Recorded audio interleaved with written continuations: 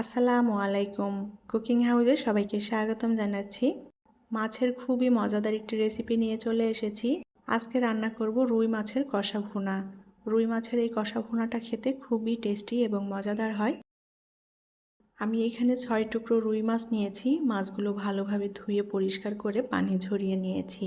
আর এখানে রুই মাছের পরিবর্তে অন্য যে কোনো বড় মাছ দিয়ে এই রান্নাটা করে নেওয়া যাবে।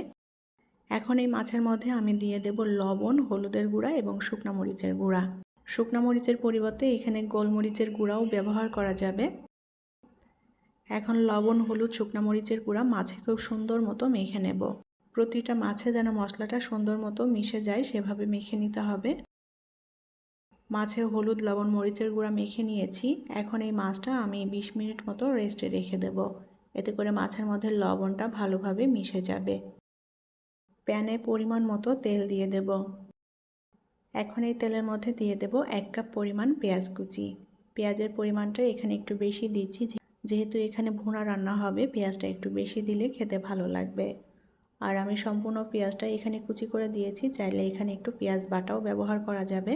পেঁয়াজটা আমি অল্প আঁচে নেড়েচেড়ে লাল করে ভেজে নিয়েছি। এখন এই পেঁয়াজের মধ্যে দিয়ে দেব 1/2 চা চামচ পরিমাণ রসুন বাটা। রসুন বাটা দিয়ে আবারও একটু ভেজে নেব যাতে রসুনের কাঁচা গন্ধটা চলে যায়। পেঁয়াজ এবং রসুন বাটা সুন্দর করে ভেজে নিয়েছি। এখন এর মধ্যে পানি দিয়ে দেব যাতে পেঁয়াজটা পুড়ে না যায়। গুঁড়া মশলা দিয়ে দেব। আমি এখানে 1.5 চা চামচ নিয়েছি শুকনো মরিচের গুঁড়া, স্বাদমতো লবণ, 1/2 চা চামচ করে নিয়েছি ধনিয়ার গুঁড়া, জিরার গুঁড়া এবং হলুদ গুঁড়া। মশলাটা দিয়ে নেড়েচেড়ে কষিয়ে নেব। মাছের এই কষা ভুনা রান্না করতে মশলাটা যত ভালোভাবে কষানো হবে এই মাছ ভুনাটা খেতেও ততটাই টেস্টি হয়। আমি এখানে মিডিয়াম সাইজের একটা টমেটো পেস্ট করে নিয়েছি। এখন এই টমেটো পেস্ট দিয়ে দেব। টমেটো কুচি করেও এখানে দেওয়া যাবে। টমেটো দিয়ে আবারও ভালোভাবে নেড়েচেড়ে মশলাটা কষিয়ে নেব। খুব সুন্দর করে নেড়েচেড়ে আমি মশলাটা কষিয়ে নিয়েছি। এখন এর মধ্যে সেই হলুদ লবণ মেখে রাখা মাছ দিয়ে দেব। যেহেতু মাছগুলো আমি কষিয়ে ভুনা রান্না করব, তাই এই মাছগুলো আর ভেজে নেইনি। যারা এভাবে কাঁচা মাছ কষিয়ে খেতে পারেন না তারা চাইলে হালকা ভেজে নিতে পারেন মাছগুলো।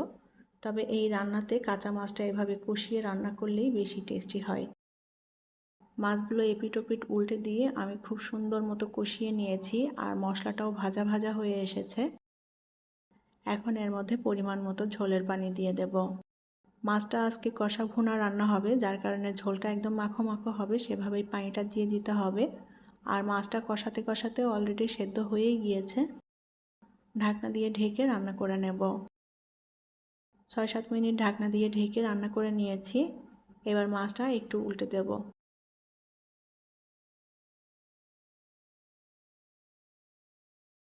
কাঁচামরিচ দিয়ে দেব কয়েকটা। কাঁচামরিচগুলো একটু চিড়ে দিয়েছি।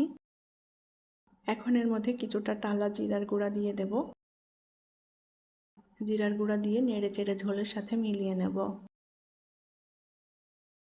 আর দিয়ে দেব ধনেপাতা কুচি। 2-3 মিনিটের জন্য ঢাকনা দিয়ে ঢেকে দেব। আমি 3 মিনিট মতো ঢাকনা দিয়ে ঢেকে রান্না করে নিয়েছি। আর আমার মাছের কষা ভুনা রান্না করা হয়ে গিয়েছে। এখন এটা নামিয়ে পরিবেশন করব। তৈরি হয়ে গেল দারুণ মজাদার এবং টেস্টি রুই মাছের কষা ভুনা।